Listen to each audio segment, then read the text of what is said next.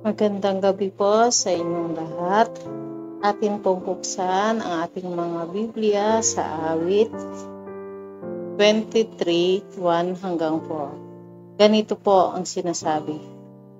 Si Yahweh ang aking pastor, hindi ako magkukulang.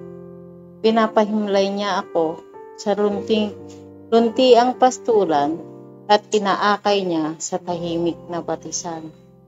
Pinapanumbalik ang aking kalakasan at pinapatnubay niya sa tamang daan upang aking parangalan ang kanyang pangalan.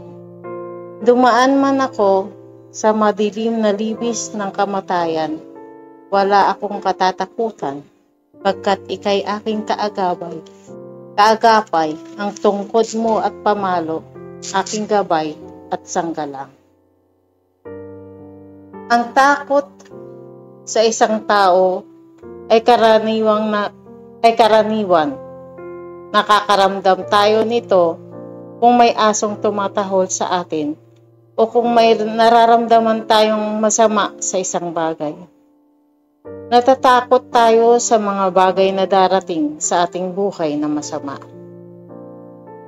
At minsan ay natatakot tayo sa mga bagay na ito dahil hindi natin naaalala ang pangako sa atin ng Panginoon.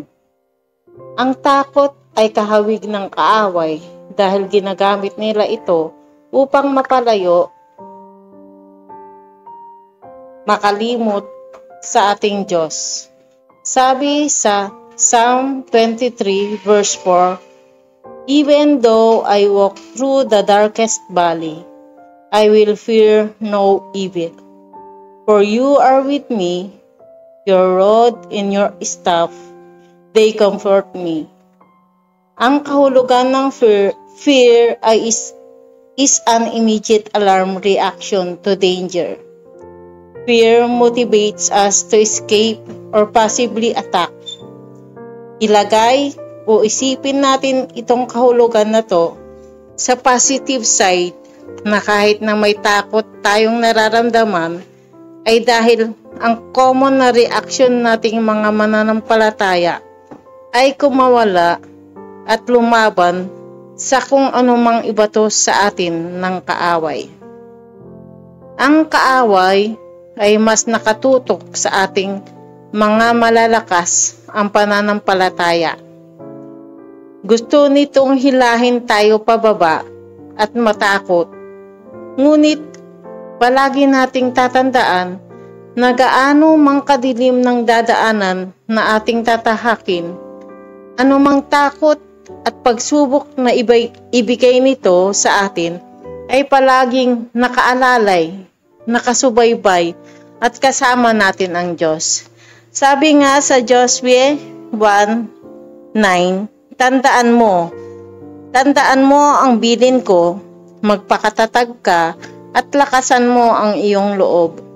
Huwag kang matakot o mawawalan ng pag-asa, sapagkat akong si Yahweh na iyong Diyos ay kasama mo saan ka man magpunta.